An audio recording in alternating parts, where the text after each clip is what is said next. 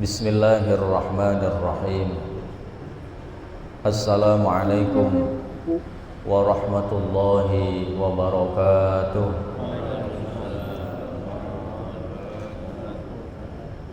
Alhamdulillah alladzi arsala rasulahu bil huda wa dinil haqq liyuzhirahu 'ala ad-dini kullihi wa kafa billahi shahida. Ashhadu an la ilaha illallah wahdahu la syarika lah wa ashhadu anna sayyidana wa nabiyyana Muhammadan abduhu wa rasuluh. Allahumma salli wa sallim wa barik ala sayyidina wa habibina wa syafi'ina wa qurrati a'yunina wa maulana Muhammadin wa ala alihi wa ashabihi ajma'in. Amma ba'du. Qala Allah ta'ala fil Qur'anil Karim, a'udzu billahi minasy syaithanir rajim. Bismillahirrahmanirrahim. Yarfa'illahu alladhina amanu minkum walladhina utul ilma darajat. Wa qala an-nabiy sallallahu alaihi wasallam kun 'aliman aw muta'aliman aw mustami'an aw muhibban wa la takun khamisan fatahlak. Shadaqallahul azim wa sadaqa rasuluhun nabiyul habibul karim wa nahnu ala dzalika minasy syahidin wasyakirin walhamdulillahi rabbil alamin. Yang sama-sama kita hormati Ketua DKM Masjid Besar Nurul Amin Bapak Haji Sudiman Fakih Mudho dan seluruh jajaran pengurus, mudah-mudahan selalu ada dalam kesehatan dan rahmat dari Allah Subhanahu wa taala. Bapak Ibu-ibu jamaah taklim Ahad pagi yang dimuliakan Allah Subhanahu wa taala. Tidak pernah henti-hentinya kita memanjatkan puja serta puji syukur kehadirat Allah, karena hingga pagi hari ini, detik ini, fasilitas nikmat yang Allah berikan masih kita nikmati dengan begitu banyak. Nikmat yang Allah berikan hingga pagi hari ini begitu banyak Allah berikan, yang alhamdulillah dengan nikmat yang Allah berikan pagi hari ini kita masih bisa melaksanakan ibadah kepada Allah. Salat subuh berjamaah lalu dilanjutkan dengan ta'lim, maka mudah-mudahan ini semua tercatat sebagai amal soleh di sisi Allah Subhanahu wa taala. Amin ya rabbal alamin. Salawat diringi salam juga selalu kita sampaikan kepada junjungan kita baginda Nabi besar Muhammad sallallahu alaihi wasallam, pada keluarga serta para sahabat-sahabatnya. Juga mudah-mudahan salawat serta salam yang kita sampaikan pada beliau kelak di yaumil akhir kita mendapatkan syafaat dari Rasulullah sallallahu alaihi wasallam. Amin ya rabbal alamin. Hadirin jamaah yang dimuliakan Allah Subhanahu wa taala, mari bersama-sama kita lanjutkan ta'lim ini. Pada kesempatan pagi hari ini saya ingin membahas kitab Nasoihul Ibad, kitab tentang nasihat para ahli ibadah, yang dikarang oleh guru kita Syekh Syihabuddin Ahmad bin Hajar Al-Asqalani, yang disyarah oleh ulama kita yaitu Syekh Nawawi Al-Bantani. Mudah-mudahan kita mendapatkan ilmu yang manfaat.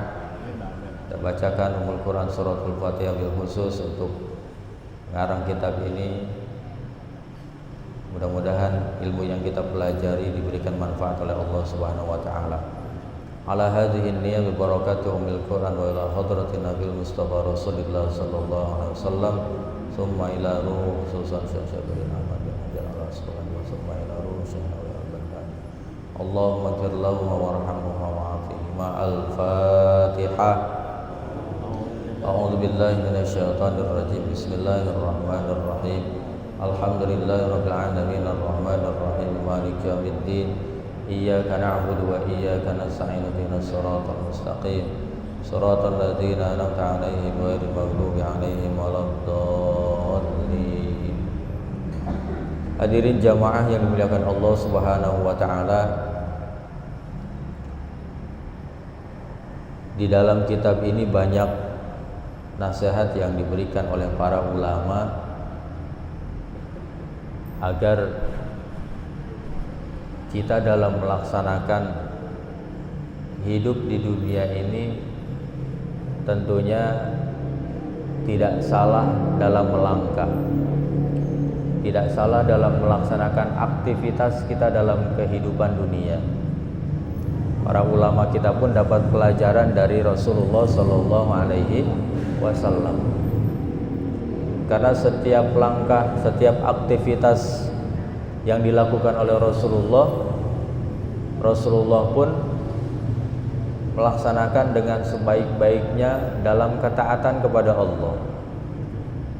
Lihat saja ketika Rasulullah melaksanakan aktivitas selalu mengawalinya dengan doa. Selalu mengawalinya dengan doa. Sekalipun itu Rasulullah ingin masuk ke dalam WC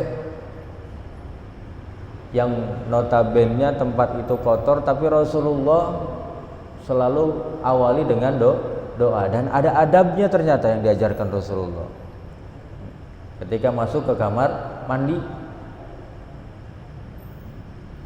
Dan doa yang diajarkan diucapkan oleh Rasulullah Sallallahu Alaihi Wasallam itu semata-mata Rasulullah ingin mendapat keberkahan dari aktivitas yang dia lakukan dari Allah. Maka ketika sesuatu yang baik, perkara yang baik, kita tidak awali dengan bismillah, kita tidak awali dengan berdoa kepada Allah, fahuwa aqta. Maka perkara itu, aktivitas yang kita lakukan itu terputus dari keberkahan Allah Subhanahu wa taala. Apa itu berkah? Berkah itu adalah ziyadatun fil khair. Bertambah-tambah kebaikan yang kita lakukan itu. Ya. Bertambah baik dalam ibadahnya, itu Allah kasih kepada kita tuh. Bertambah baik dalam keluarga, bertambah baik dalam ibadah terus, ya, tidak kurang kebaikannya. Terus bertambah kebaikannya. Itu dari keberkahan tuh. Maka Rasulullah dalam kegiatan apapun selalu mengawali dengan doa. Rasulullah keluar rumah sekalipun mau melaksanakan aktivitas, dia awali dengan berdoa. Kata Rasulullah, apabila seorang laki-laki ingin keluar rumah lalu dia mengucapkan amantu billah, tawakkaltu 'alallahi la haula wala quwwata illa billah, akan diberi 4 kemuliaan oleh Allah Subhanahu wa taala. Hudita, yang pertama, kamu akan diberi petunjuk oleh Allah Subhanahu wa taala. Akan diberi petunjuk oleh Allah Subhanahu wa taala. Itu perginya kita sudah mendapat petunjuk. Janji Rasulullah ini diberi petunjuk oleh Allah Subhanahu wa taala, tidak akan tersesat kepada jalan yang tidak diridhai Allah. Doanya apa tadi? Bismillahi tawakkaltu 'alallahi la haula wala quwwata illa billah. Baca doa tadi keluar rumah begitu, Pak. Alhamdulillah. Lupa.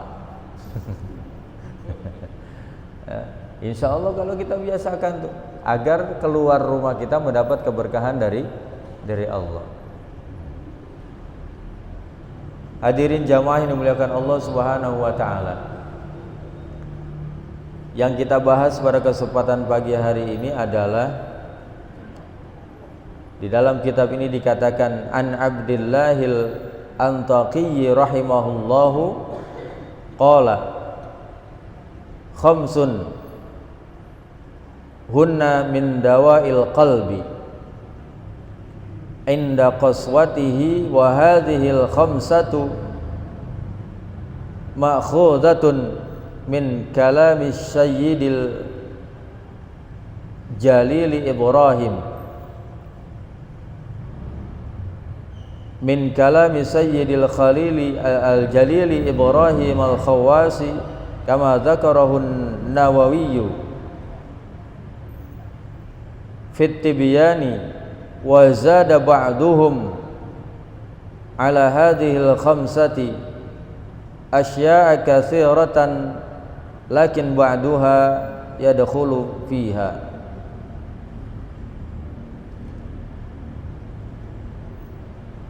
Dari Syekh Abdullah Al-Antaqi, beliau berkata, Syekh Abdullah Al-Antaqi ini seorang ulama besar, seorang ahli sufi yang hidup pada awal-awal.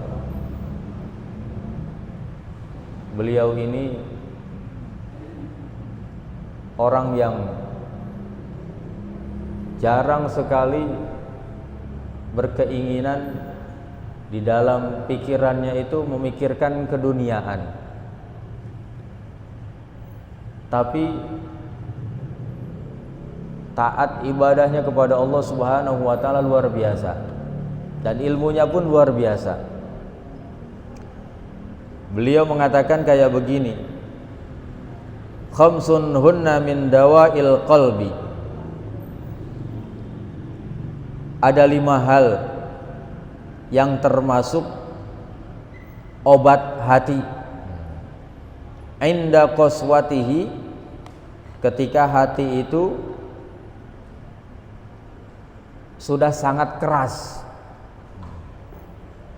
Kalau hati itu keras, membatu, apapun tidak akan bisa masuk ke dalam diri kita, ke dalam hati kita. Susah untuk melaksanakan sholat, susah untuk membaca Al-Quran, susah untuk berbuat baik, sedekah dan lain sebagainya. Itu kalau hati sudah keras begitu, apalagi untuk menerima nasihat dari orang lain. Ini keras hati. Tapi kata Syekh Al-Antaqi, beliau mengatakan ada 5 hal yang termasuk obat hati itu.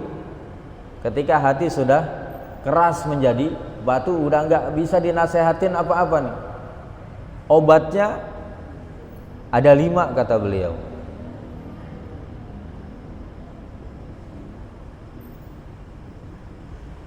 Dan 5 hal ini pun wahadhil khamsatu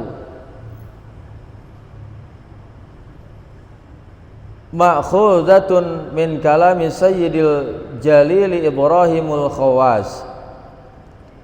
Dan 5 hal ini pun merupakan ucapan Tuhan yang mulia, yaitu Ibrahim Al-Khawwas.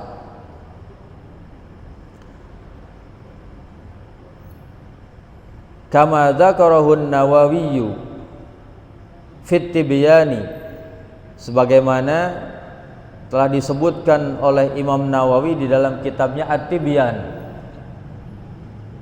Ternyata di dalam kitab At-Tibyan pun disebutkan oleh Syekh Imam Nawawi Al-Bantani.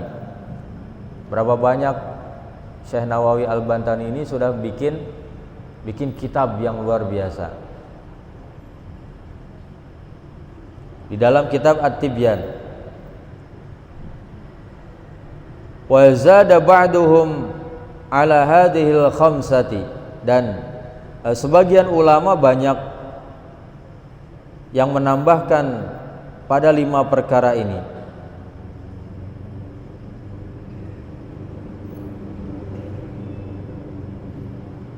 Kasiratan walakin ba'duha yadkhulu fiha, akan tetapi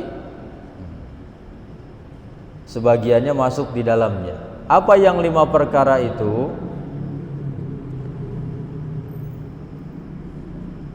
Wa mujalasatu salihina ay ahlil khair.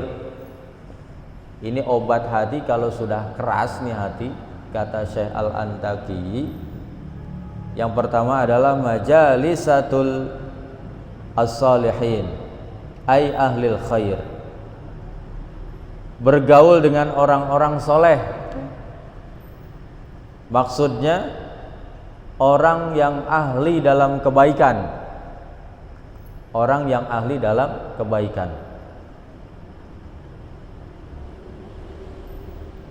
Orang yang ahli dalam kebaikan itu yang bagaimana?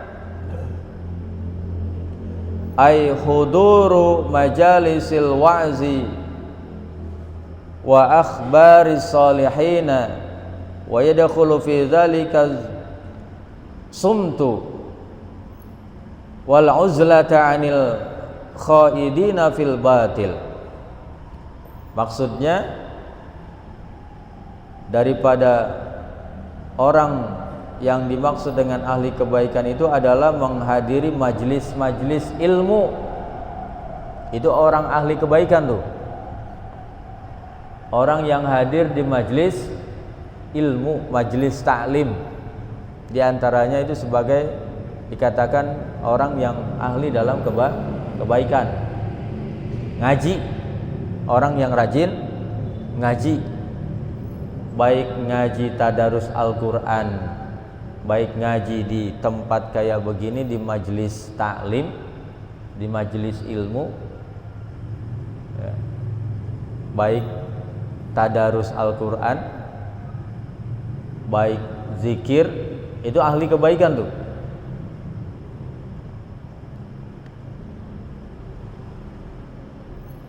Lalu kemudian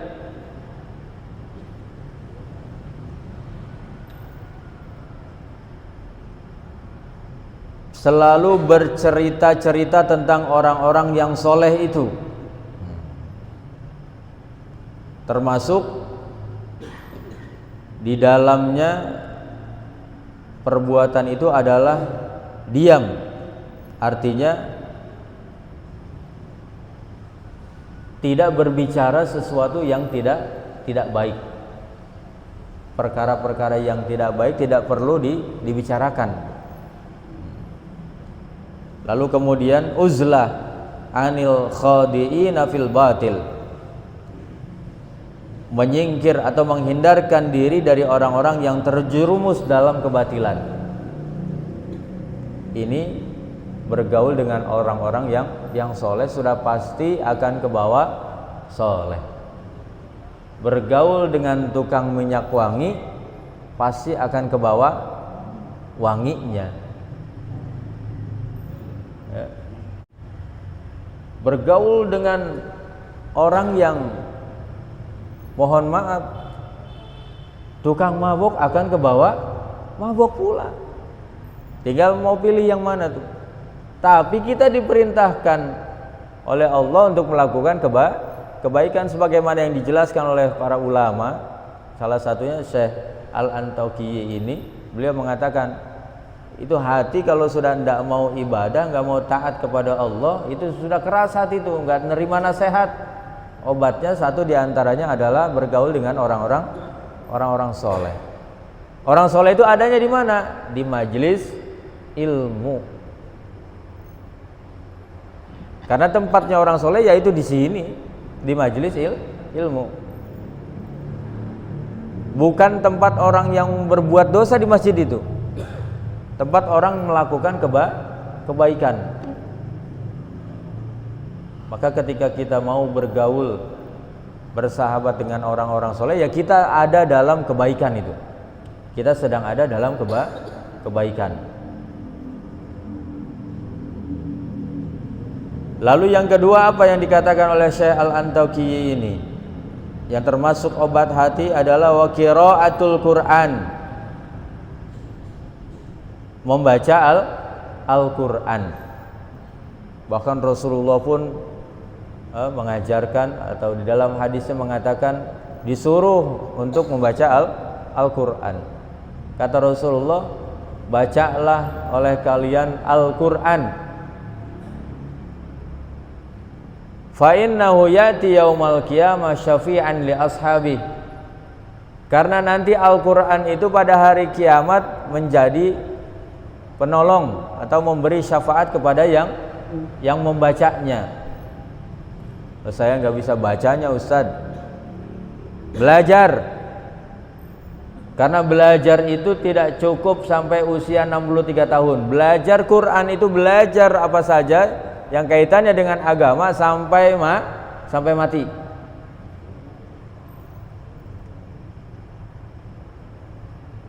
Meskipun terbata-bata itu akan mendapatkan ganjaran pahala tetap tuh dari Allah Subhanahu wa taala. Belajar baca Quran. Semangat.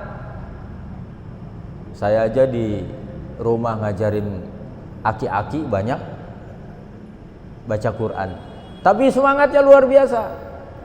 Yang kayak begitu tuh calon penghuni surga tuh. Semangat belajar membaca Al-Quran. Meskipun ya dalam sebulan kebanyakan lupanya. Nah, tapi semangatnya luar biasa. Saya hargai luar biasa semangatnya itu bapak-bapak belajar Quran itu. Ya. Ada yang belum bisa mengenal huruf alif sampai ya, sampai dia hafal, lalu kemudian naik tingkatan bacaannya. Terus semangat tapi belajarnya luar biasa dia, karena saking ingin membaca firman Allah Subhanahu wa taala yang kalau membaca itu dia benar-benar merenungi hadis yang tadi itu baru satu hadis itu. Kata Rasulullah, Iqra'ul Quran, bacalah Al-Quran oleh kalian, karena nanti Quran yang kamu baca itu memberikan syafaat buat yang membacanya nanti di akhirat. Dia tertarik.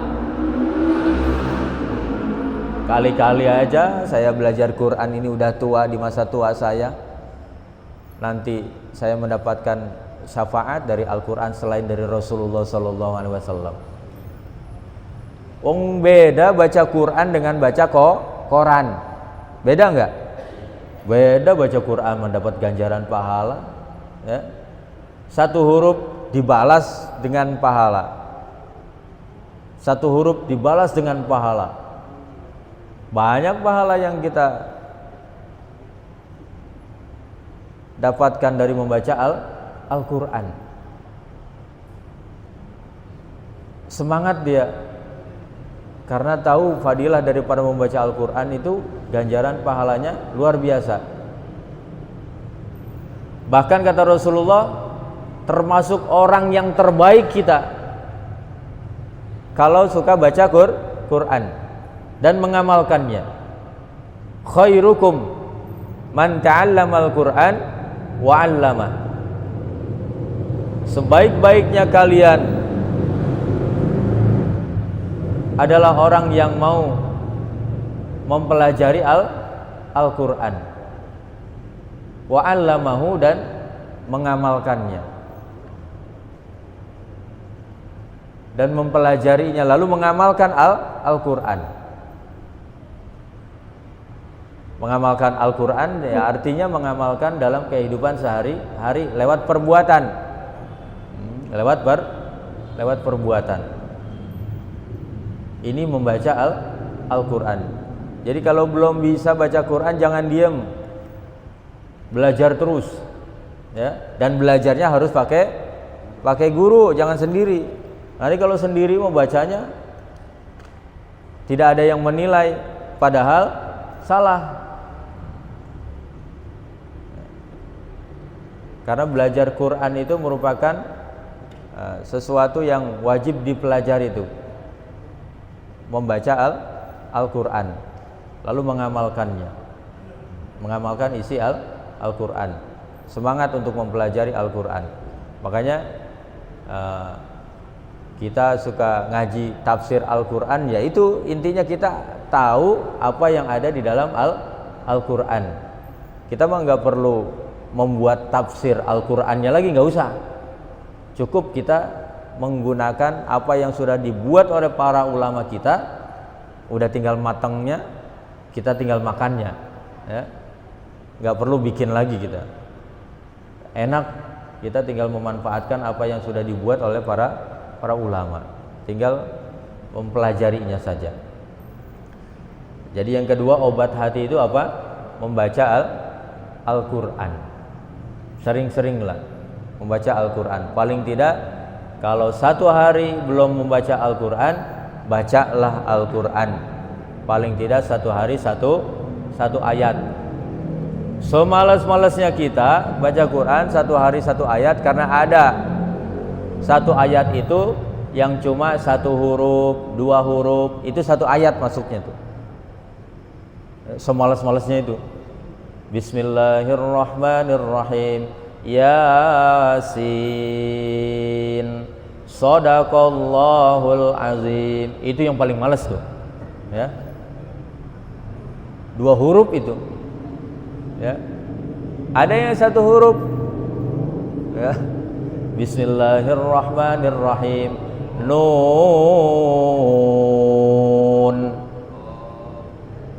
Shadaqallahul azim. Ini kata malaikat, ini gua catat apa jangan ini ya katanya. Cuma satu huruf katanya ini. Ya. Tapi mudah-mudahan kita mampu membaca satu hari satu juz Al-Quran. Kalau satu hari satu juz berarti sebulan hatam Quran. Kan kita belajar di bulan Ramadan itu kita ngejos tuh. Ya, Quran kita baca, zikir kita jabanin, sholat malam kita bangun. Artinya apa? Agar 11 bulan mendatang, di satu bulan itu kita mendapatkan pendidikan yang luar biasa. 11 bulan mendatang itu harus kita bisa pergunakan itu. Jangan di Ramadan saja. Ramadan hilang, Ramadan selesai pula baca Qur'annya, selesai pula sholat malamnya, selesai pula sedekahnya, selesai pula zikirnya. Padahal Ramadan itu ya, bulan yang lainnya namanya adalah bulan tarbiyah buat kita, bulan pendidikan buat kita, bulan pelajaran buat kita.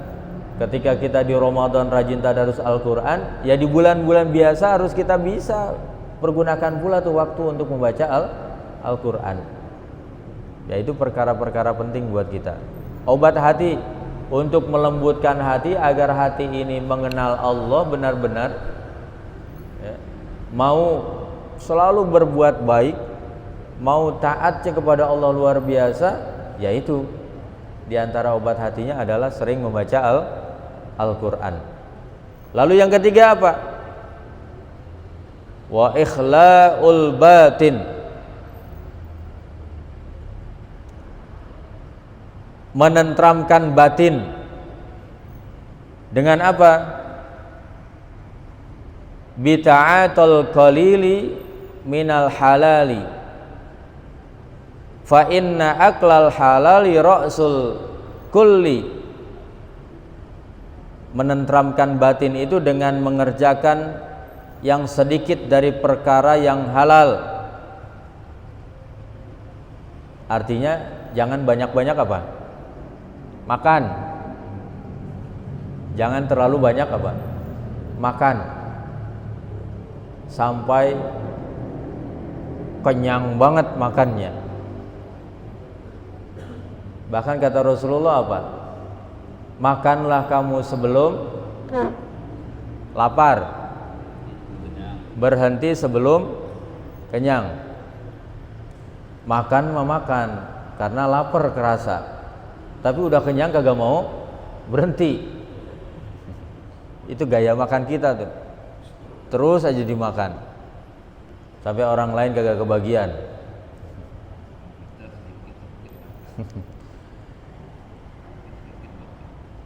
Kenapa? Dengan mengerjakan yang sedikit dari perkara yang halal, li'annahu yunawwirul qalba fatan haliya mir'atul basirah minas sada'il murisi lil qaswati. Karena memakan yang halal adalah sumber segalanya. Karena sesungguhnya hal itu bisa menerangi hati seseorang, bisa melembutkan hati seseorang, bisa melunakkan hati seseorang. Dari apa? Dari perkara-perkara yang tidak diperbolehkan oleh Allah Subhanahu wa taala untuk terlalu banyak memakannya, sehingga menjadi cemerlang cermin mata hatinya tuh. Dari hati yang sudah berkarat, dari hati yang sudah keras membatu, yang mewariskan keras hati itu di antaranya adalah menentramkan batin dengan mengerjakan sedikit dari perkara yang halal. Karena artinya apa? Apalagi kita makan dari perkara-perkara yang haram, nah, itu sudah jelas tidak akan menentramkan hati kita. Karena perkara yang halal saja kata Allah Subhanahu wa taala disuruh dibatasi. Jangan sampai terlalu rakus sama yang halal, apalagi yang haram. Ini yang membahayakan tentang hati kita, mengeraskan hati kita. Bahkan di dalam hadis Rasulullah sallallahu alaihi wasallam disebutkan, nah ini nih, sama Rasulullah dikatakan, salasu khisalin nurisul qaswata fil qalbi, hubbut ta'am wa hubbun naum wa hubbur rohah. 3 perkara kata Rasulullah yang mewariskan keras hati itu. Apa yang pertama kata Rasulullah? Hubbut ta'am, seneng banget sama makan. Artinya seneng makan itu sampai, kalau kata orang Bekasi bilang, sampai kekenyangan, kemerkaan gitu ya, kemerkaan namanya. Tapi kagak bisa napas sampai begini nih ya, saking kekenyangan. Kan kadang ada orang yang makan sampai saking nikmatnya tuh makan, selesai makan dia bilang, aduh sampai kekenyangan ini. Nah itu kayak begitu tuh, itu kelewatan namanya tuh, nggak boleh kayak begitu tuh makan.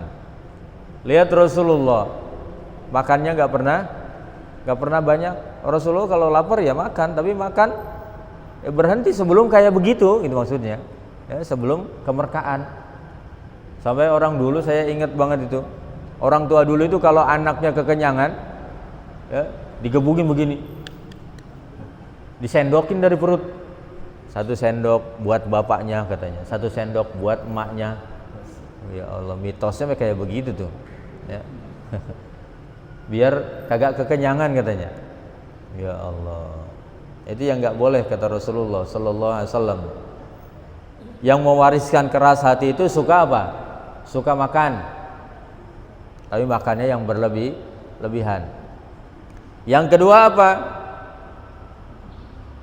Wa hubbun naumi, suka sama tidur, gaweannya tidur mulu.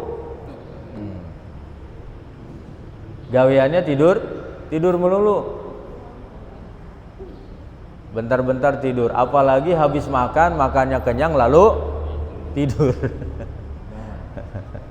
Ya, padahal kalau habis makan itu apalagi itu berbahaya itu kalau langsung tidur. Wong bawaannya ngantuk Ustaz, kalau habis makan emang ngantuk banget. Ya, akhirnya tidur. Ya Allah, apalagi pagi hari. Kalau pagi jangan tidur, apalagi habis makan. Olahraga dulu dah. Ya. Biar dinetralisir dulu tuh makanannya. Ya. Setelah dinetralisir lalu diolah, kemudian mengalir ke seluruh tubuh, baru selesai prosesnya tuh. Ya. Kayak begitu. Suka makan. Yang kedua suka tidur. Artinya kagak melakukan aktivitas apa-apa tuh. Itu seseorang akan keras hatinya tuh kalau suka tidur melulu tuh. Ya. Sholat enggak, ngaji enggak, ya tidur mulu. Kerja juga enggak, tidur melulu. Sampai istrinya marah-marah mulu di rumah. Papa kerjaan tidur mulu. Keluar apa sana kerja? Ya.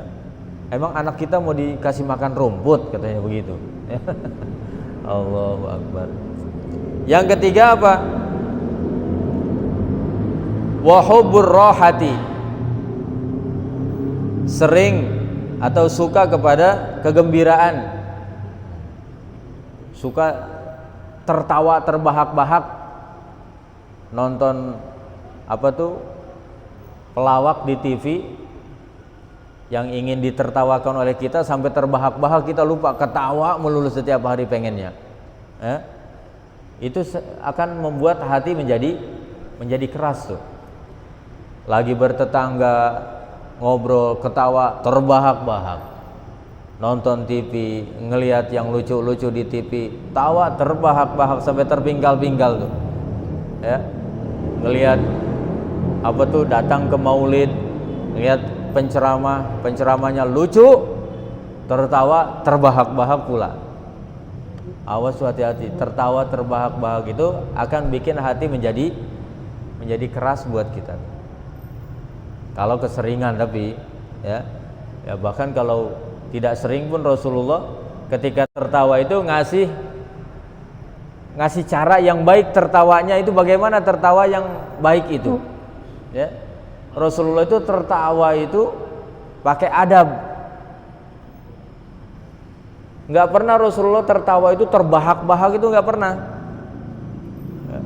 Rasulullah itu tertawa hanya pernah kelihatan giginya, tapi itu hanya tersenyum begitu maksudnya. Ya. Tidak pernah memperlihatkan sampai terbuka mulutnya lebar itu kayak begitu. Ya. Tertawa Rasulullah tidak lebar mulutnya dan ditahan, tidak terbahak-bahak. Rasulullah bersin juga ada cara yang baik. Bersin itu bagaimana? Ya. Rasulullah itu bersin mencontohkan, kata Rasulullah, ketika kamu bersin, yang pertama hendaklah kamu tutup. Kalau kamu punya sorban kayak begini, tutup dengan sorban. Karena bersin itu, kata Rasulullah, sedang mengeluarkan penyakit. Sedang mengeluarkan penyakit. Kalau tidak ada sorban, yang kedua kata Rasulullah, tutup dengan tangan. Jangan bersin di samping ada orang, di kiri ada orang, bersin ke samping, wasim, masuk semua penyakitnya itu ke tetangga kita yang ada di sebelah kita. Itu bersin yang diajarkan Rasulullah, bahkan itu bersin juga. Nah, itu yang ketiga, menenteramkan batin. Di antaranya sedikit makan. Karena kata Rasulullah, yang membuat hati menjadi keras itu sering banyak makan. Lalu yang kedua apa tadi? Sering tidur. Dan yang ketiga, suka tertawa terbahak-bahak, suka bergembira yang kayak begitu tuh. Lalu yang keempat, yang dapat melunakkan hati seseorang atau yang menjadi obat hati itu adalah wa qiyamul lail, ay salatun nafilah ba'dal istiqazi minan naumi. Yang keempat itu adalah salat malam. Salat malam di sini adalah salat sunnah yang dilakukan setelah kita tidur, lalu bangun di sepertiga malam, melaksanakan salat malam. Itu dapat melunakkan hati. Apalagi salatnya itu benar-benar diresapi sampai ke hati, bahwa ketika dia melaksanakan salat lalu kemudian membaca istighfar sampai meneteskan air mata karena dosa yang telah dia lakukan di siang harinya, malam dia taubat kepada Allah, minta ampun kepada Allah sampai meneteskan air mata, maka disitulah terasa dosa kita diampuni oleh Allah Subhanahu wa ta'ala. Tentram hati kita ketika melaksanakan salat malam. Tentram hati kita ketika melaksanakan salat malam. Ya. Lalu yang kelima, yang terakhir, yang dapat menenteramkan hati kita adalah wat tadarru'u 'inda shabah, ay 'inda qurbihi. Tadarru ketika dini hari, yakni ketika mendekati waktu pagi. Maksudnya adalah ketundukan ay tadarru al-baki fi awakhiril laili li'annahu waqtut tahalliyati wa nuzulir rahmati. Ketundukan orang yang menangis di akhir malam karena di waktu itu merupakan waktu nampak dan turunnya segala rahmat yang diberikan Allah Subhanahu wa taala. Menundukkan hati kita, tadarru itu menundukkan hati kepada Allah Subhanahu wa taala. Artinya berzikir, berdoa kepada Allah agar hati ini dilembutkan oleh Allah Subhanahu wa taala, agar hati ini selalu condong kepada berbuat baik, melaksanakan kewajiban yang diperintahkan Allah dan melaksanakan sunnah Rasulullah Sallallahu Alaihi Wasallam. Sedikit-sedikit kita lakukan, sedikit-sedikit kita lakukan. Mudah-mudahan apa yang kita lakukan itu benar-benar mendapat ridho dari Allah Subhanahu wa taala dan dapat merubah hati kita menjadi hati yang lembut, tidak keras. Ya, sama istri kagak berantem mulu, sama suami kagak ngelawan mulu. Nah, kayak begitu tuh. Itu keras hati itu sudah tuh. Ya. Kalau dinasihatin sama suami ngebalik-balikin mulu kan kalau istri itu kadang-kadang ya. Lihat di sinetron. Ya. Kalau di sinetron lihat Papa juga sama. Nah, akhirnya begitu. Ya, Papa juga sama. Ya, bilangnya begitu. Padahal kalau lagi dinasehatin, kalau nasihat itu baik meskipun dari seorang anak kecil, kita lakukan. Wong nasihat itu namanya. Ya, meskipun dari seorang anak kecil sekalipun kalau nasihat itu baik, kita belum mampu melakukannya, kita lakukan. Kayak begitu. Bahkan para ulama menambahkan untuk kelembutan hati itu, ya, untuk melunakkan hati itu, ya, obat hati itu diantaranya yang lain adalah banyak beristighfar. Lalu kemudian banyak mengingat kematian. Ini ditambahkan oleh para ulama, diantara obat hati itu atau melunakkan hati yang sudah keras itu sering istighfar. Lalu kemudian mengingat kematian, sering melakukan ziarah, wabil khusus kepada orang tua kita yang telah meninggal. Sering melakukan ziarah ke kubur dengan mengambil pelajaran bahwa kita sama akan mengalami kematian. Nah, itu obat hati yang dikatakan oleh para ulama kita, mudah-mudahan benar-benar menjadi obat buat kita yang ada dalam diri kita perkara-perkara yang membuat hati kita keras. Mudah-mudahan setelah tahu kita dapat mengobatinya. Ya, paling tidak kita mampu bergaul dengan orang-orang soleh, mampu membaca Al-Quran, tadarus Al-Quran, dan mampu menenteramkan batin dengan sedikit berbicara perkara-perkara yang tidak baik dan sedikit makan, kata Rasulullah Sallallahu Alaihi Wasallam, dan mampu melaksanakan sholat malam, kemudian mampu merendahkan diri di hadapan Allah Subhanahu Wa Taala dengan berdoa, berzikir dan lain sebagainya. Hadirin jamaah yang dimuliakan Allah Subhanahu Wa Taala, mudah-mudahan apa yang kita bahas pada kesempatan pagi hari ini tentunya mudah-mudahan diberikan manfaat oleh Allah Subhanahu Wa Taala fid dunya wal akhirah dan dapat kita amalkan dalam kehidupan kita sehari-hari. Al-Fatihah. A'udzubillahi minasyaitonirrajim. Bismillahirrahmanirrahim. Alhamdulillahirabbil alamin arrahmanir rahim maliki yaumiddin. Iyyaka na'budu wa iyyaka nasta'in ihdinas siratal mustaqim. Shiratal ladzina an'amta 'alaihim ghairil maghdubi 'alaihim waladdallin. Kurang lebihnya mohon maaf. Billahi taufiq wal hidayah. Wassalamualaikum warahmatullahi wabarakatuh.